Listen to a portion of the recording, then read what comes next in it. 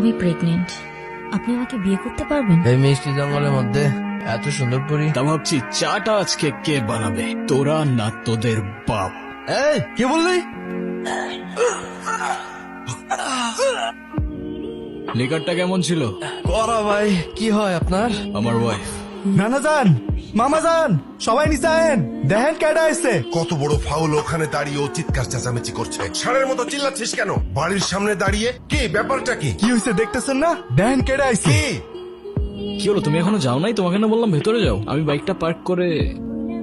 আসসালামু আলাইকুম। আপনি নিশ্চয়ই মামা, আপনার ব্যাপারে অনেক কিছু বলেছে। আর যদি ভুল না করি আপনি ছোট খালা আর খালু।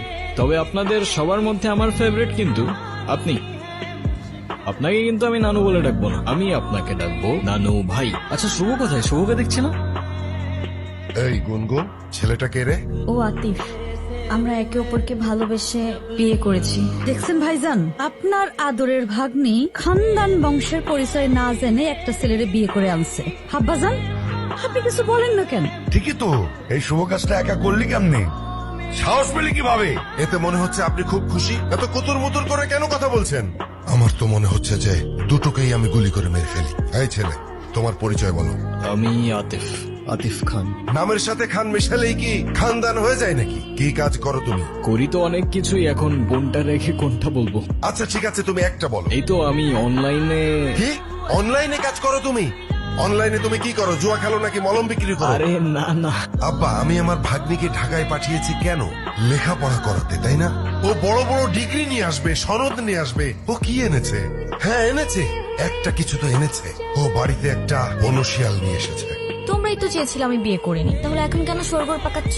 আমি তোমাদের পছন্দ মতো বিয়ে করিনি, তাই বলে আমার জামাইকে এইভাবে অপমান করবে?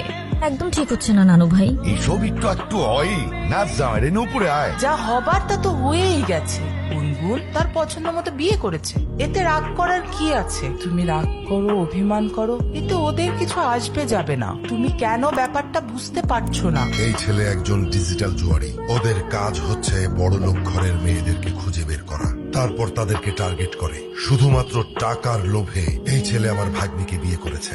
কোত্থেকে আসে তোমার মাথায় এসব বুদ্ধি? আমি তো বুঝতে পারি না। আমার ছেলেটাকে দেখে এত খারাপ কিছু মনে হয়নি। গুনগুন এই ছেলের সাথে ভালো থাকবে, তাতে তোমারও ভালো, সবারই ভালো।